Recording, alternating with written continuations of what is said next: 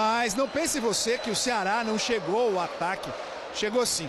O problema é que o Everton estava naquela noite de goleiro milagreiro. No lance, Chico e Vitor Hugo. O árbitro Luiz Fernandes de Lima dá pênalti. É pênalti!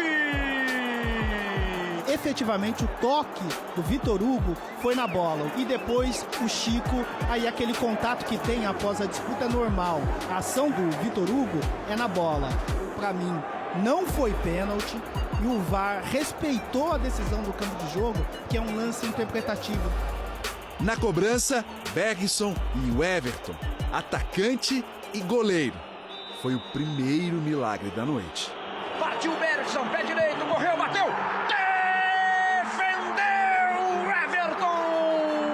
A noite foi tão fora de série que o pênalti nem foi a defesa preferida dele. A outra defesa difícil que eu destacaria seria aquela bola no alto que eu peguei de mão trocada. Felipe Baixola ia fazer um golaço, mas assistiu de um lugar privilegiado uma linda ponte.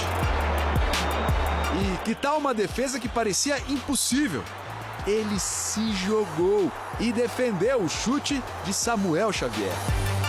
Aquilo ali, na verdade, chama-se desespero, né? Quando você vê, você sai lá da outra trave correndo e torce pra bola bater em você ou pra ela vir no raio de ação, porque se vem no contrapé você não pega, se vir pro alto é difícil. Quando o Everton perguntava quanto tempo faltava pro fim do jogo, já imaginando que estava fazendo hora extra de santo em campo, teve mais uma defesa para colocar num quadro. Dessa vez, no chute cruzado de Leandro. Como tá pegando o goleiro do Palmeiras, pegou mais uma! E ninguém podia imaginar como ele poderia ter uma atuação desse nível com a mãe, Dona Josefa, no hospital. Minha mãe hoje mesmo, ela tava, às 2 da tarde, ela foi fazer uma cirurgia, ela tem lutado contra a doença e alguns aqui dentro sabem. Outros não, mas acho que ela está feliz lá no hospital, com certeza ela estava lá assistindo, vibrando, dedico essa partida para ela. O Palmeiras, depois do gol, só teve 2 chances, as 2 com Gustavo Gomes de cabeça. A primeira foi gol, mas até ele sabia que estava impedido. A outra explodiu no travessão. E para não deixar passar uma reportagem inteira sem falar da arbitragem, aqui vão 2 reclamações. Uma do Palmeiras, quando Dudu recebe falta de Cristóvão, que já tinha amarelo. Mas repare, o árbitro Luiz Fernandes de Lima chega a colocar a mão no bolso e desiste do cartão. Outra do Ceará. Bergson divide a bola com a defesa que sobra para Felipe Baixola marcar. Gol analisado e anulado pelo VAR. A imagem do árbitro de vídeo mostra a linha vermelha que representa o ataque microscopicamente à frente da linha azul que representa a defesa. Nossa equipe tá de parabéns. Felizmente a gente não conseguiu ao menos um ponto. Acho que seria um resultado até que justo. Mas a gente volta para Fortaleza com a cabeça erguida. E vamos fazer um grande jogo aí contra o Inter pra gente subir na tabela. Mas a noite tinha dono, o Everton. O nome dele ecoou pela arena. Hoje, para mim, é um dia muito especial de poder ver toda a torcida gritar meu nome. Enquanto a rodada não acaba, o Everton vai ser o cara que fechou o gol e que espera pacientemente por uma outra alegria. Beijo, mãe. Te amo. Fica com Deus, vai dar tudo certo e tamo junto. Gabriel Dias é versátil. Joga de volante, joga de lateral. Nunca tinha marcado um gol pelo Fortaleza. Não tava lá com tanta moral, né? Foram 3.400.000 times escalados. E ele só aparecia em 51. Mas o Gabriel resolveu mudar isso. Bateu de primeira, mandou para o Casquinha. Fez 1-0 de cabeça pro Fortaleza. Salvou um gol certo do Galo e salvou com estilo, viu? Mas não teve como impedir o empate no chute do Patrick. Foi esperto, mostrou muita presença de espírito, agora o Patrick. 4 minutos depois, o Fortaleza tinha Gabriel Dias de novo. Fortaleza faz 2-1. O Gabriel Dias marca mais um do jogo. No primeiro minuto do segundo tempo, o Atlético Mineiro ficou com 1 a menos.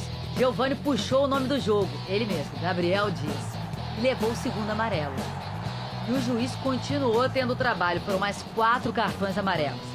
Até que aos 38, o André Luiz passou por Hever, de frente para o goleiro Cleiton, caiu depois do contato do Igor Rabelo.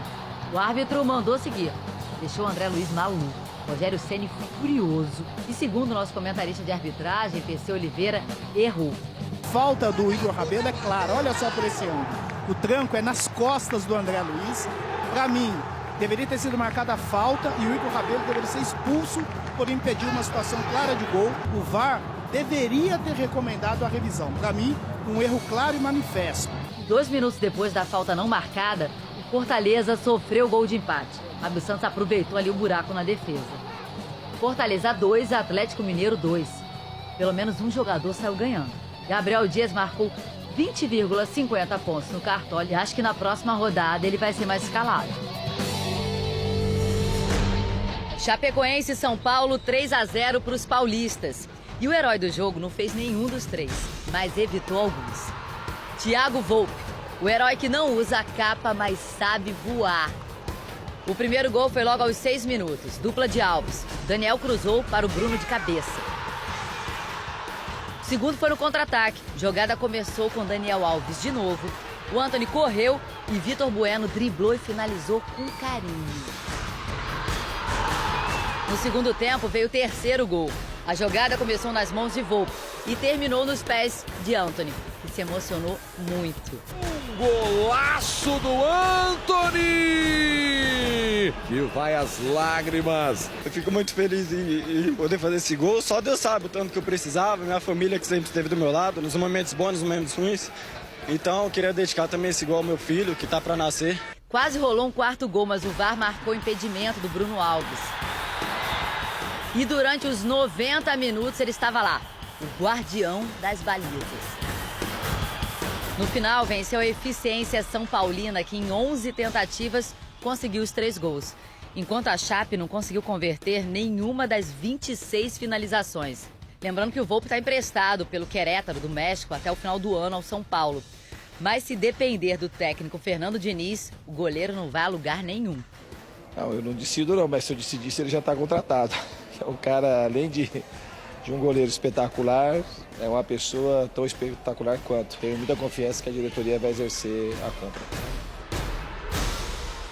Torcedor brasileiro, bora ver então como é que ficou a classificação, amigos, com os jogos de ontem. Olha aqui, ó, o Palmeiras com a vitória chegou a 63 pontos, tem 5 pontos de diferença em relação ao Flamengo, uma diferença que já foi de 10 pontos, né, Carol? Então o campeonato promete ser disputado até o fim. Lembrando que o Flamengo ainda joga hoje, né? Isso mesmo. Agora o G4 tem ainda o Santos com 55 pontos, Santos que pega o Botafogo hoje, e o São Paulo, que venceu a Chapecoense, tem 52. Grêmio e Inter, que disputam clássico hoje, estão ali na briga com o Corinthians pelas 2 últimas vagas na Libertadores. Agora, olha o rebaixamento. A gente tem Fluminense na 17ª colocação com 31, CSA, Chapecoense e Avaí. Só que o CSA enfrenta o Atlético Paranaense em Curitiba e se vencer, passa o Fluminense. Fizemos aquela geral aqui para o torcedor já ficar atento o que precisa acontecer na rodada e quem que eles precisam secar também. O torcedor tem dessas. E como a Carol já falou, hoje o líder Flamengo recebe o Corinthians às 4 da tarde no Maracanã. Um clássico que divide o Brasil e sempre rende boas histórias. É um confronto que já teve Zico contra Sócrates e outros grandes personagens, como mostra o Lucas Gutierrez, que está de férias, mas está no Fala Muito. Fala muito! 17 de abril de 1983. Hoje fomos longe, hein? Aposto que tem gente assistindo aí que não era nem nascido em 83. Eu mesmo não era? 83. Garrincha e Clara Nunes estavam nos deixando. Rapaz, que bad vibe, hein? O texto todo é assim. 83 foi o...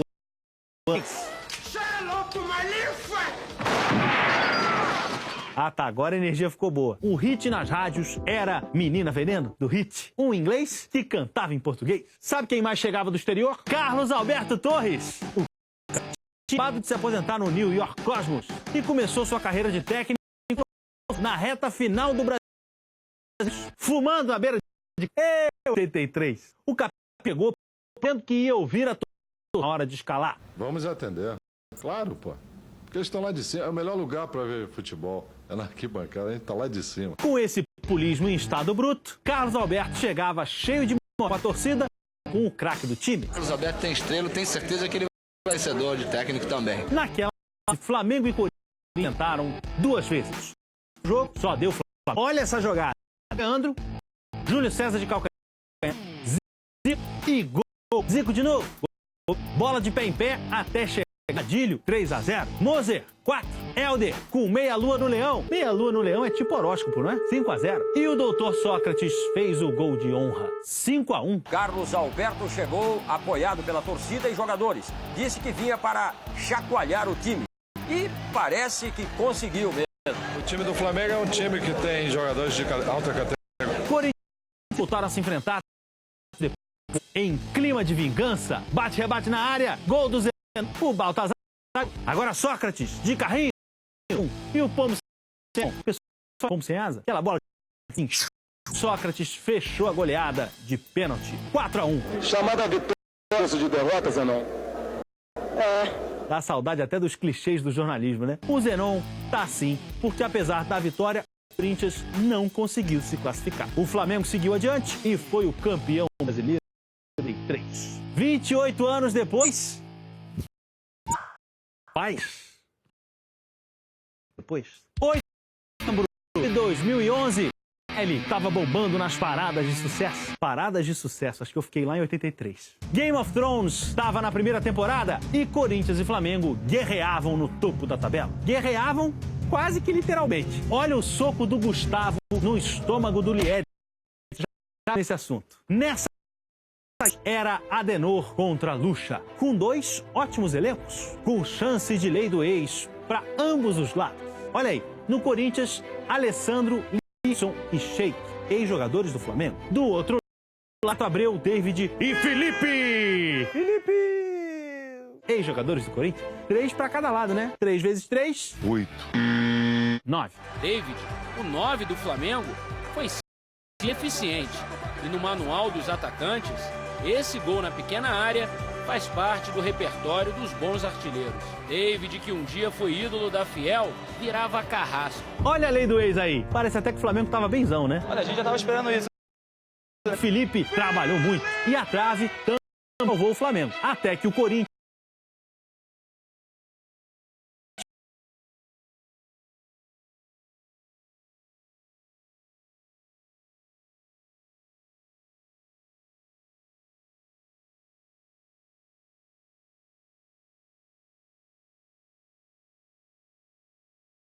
do filme dele depois de agredir o Liedson. E com a cara de pau de... Não agredi não. Não pode encostar nele que eles caem. Não pode encostar nele que ele se cai. O cara manda um soco no estômago do Liedson e me sai com essa. A resposta do Levezinho foi na bola e na lei do ex. Meteu 2, com direito à virada no finalzinho. Liedson vira o jogo! Mantém o Corinthians na liderança com uma vitória! Mas a gente não tá esquecendo de nada, não? Olha quem tava em campo também, o Bruxo, mas tava sem inspiração. A gente tem que, retomar o caminho que a gente tinha antes. Tem que dar uma azeitada nessa entrevista aí, hein? Já falei pra dar uma azeitada aqui, hein? No fim, o Flamengo teve que se contentar com o 4º lugar. Com a vitória, o Corinthians reassumiu a ponta da tabela, não deixou mais escapar. Ficou com o título. É muita memória. Flamengo e Corinthians é muito clássico.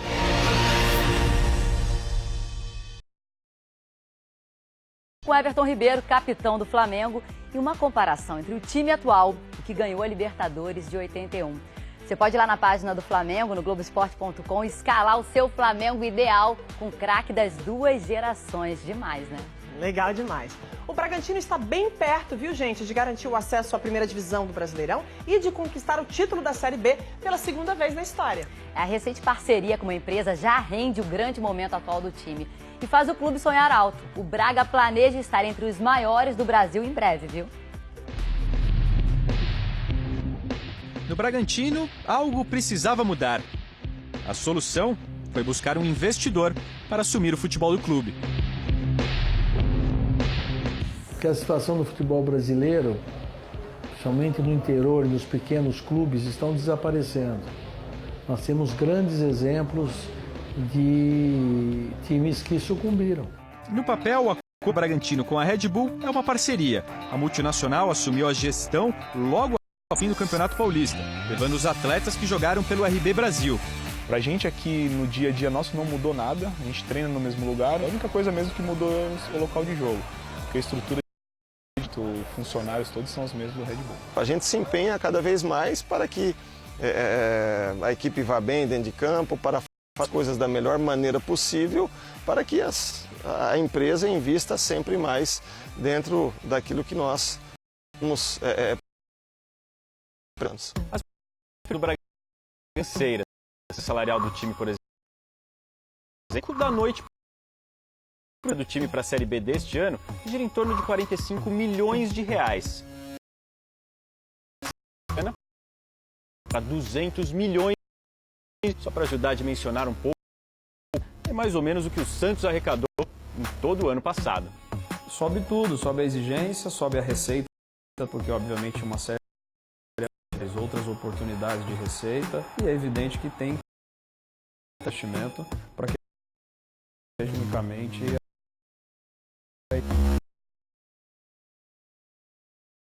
resultados. O Bragantino tem a melhor campanha, o melhor ataque e a melhor defesa da Série B, o que se reflete também nas arquibancadas.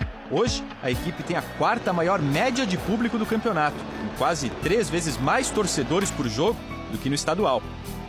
É só a gente pegar a estrutura que o Bragantino tem hoje e a estrutura que tinha algum tempo atrás. Então não tem como não apoiar. A cidade abraçou, a torcida abraçou e por enquanto só elogios para essa parceria. Gostoso é a torcida mesmo apoiar o jogo todo, agora todo mundo animado, vai para cima mesmo, ajuda o time. Antigamente era meio desanimadão, né? Olha, agora nessa fase bacana que nós estamos, né? O pessoal se contagia facilmente. Né? Já foi mais difícil animar o torcedor? já. Na saúde é bom, né? Na doença já é mais difícil. Né? Há 40 anos, Beto é o mascote do Bragantino. Mas nem ele, nem ninguém sabe dizer se o leão vai virar touro. E as novidades não param por aí. A partir do ano que vem, o nome do clube passa a ser RB Bragantino. E o escudo também será outro. Ainda não foi anunciado, mas seguirá o padrão do RB Brasil, só com alteração do letreiro na parte inferior. Para quem foi campeão paulista e vice-campeão brasileiro defendendo o antigo símbolo no início dos anos 90, nem todas essas mudanças são bem-vindas. Foi esse escudo e foi essa camisa que foi campeã. O respeito é com o escudo, o respeito é com a camisa. É muito diferente você enfrentar o escudo vencedor e o escudo que tem o dinheiro. Não sei se é viável essa alteração, mas se eles quiserem permanecer com toda a tradição que existe em cima do Bragantino, não tem como eles mudar esses padrões, né? Esse tipo de parceria não é novidade para os investidores. Além do Brasil, a empresa tem times na Áustria, na Alemanha e nos Estados Unidos. E a transição nem sempre foi fácil. O RB Salzburg tem 16 títulos em 14 anos de gestão, mas parte da torcida não aceitou a troca de cores e fundou um novo clube, o Áustria Salzburg. O RB Leipzig, em apenas 10 anos, já foi vice-campeão alemão e está na Champions League. O lateral brasileiro Bernardo jogou em 3 vezes diferentes. O RB Bragantino é um dos pioneiros. Eu acho que assim, o trabalho sendo bem feito, os outros clubes vendo o sucesso que esses times têm, a estrutura que eles têm, desenvolvimento de jogador, a própria exposição da marca, eu acho que é um caminho em volta. Se no papel esse caminho sem volta é uma parceria, na prática, o RB Brasil, uma equipe de 4ª divisão, transferiu sua estrutura e seus jogadores para o Bragantino, levantando questionamentos sobre uma possível fusão, algo proibido pela FIFA. É um fato que é inédito, né? É inovador, ainda não se sabe como isso tramitará ou tramitaria em caso de eventual violação. Esse especialista avalia que no Brasil ainda falta regulamentação por parte da CBF e das federações estaduais sobre o tema. A entidade máxima do futebol mundial determinou em 2007 que é proibido alterar a estrutura jurídica de um clube. A equipe só pode subir de divisão por mérito esportivo. O contrato entre a multinacional e o Bragantino é sigiloso.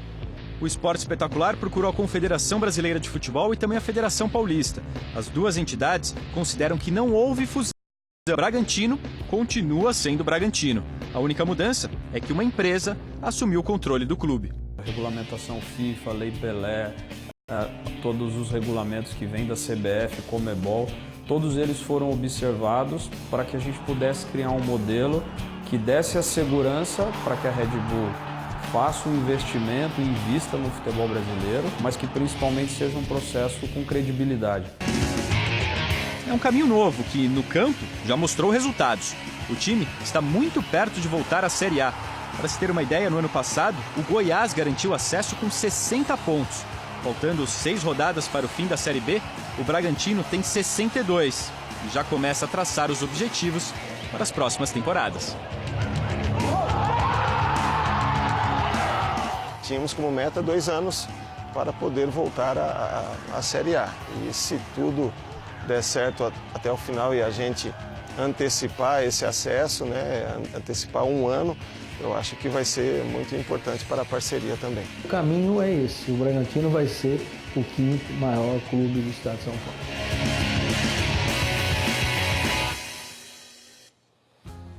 Na semana passada, nós mostramos aqui no Esporte Espetacular a história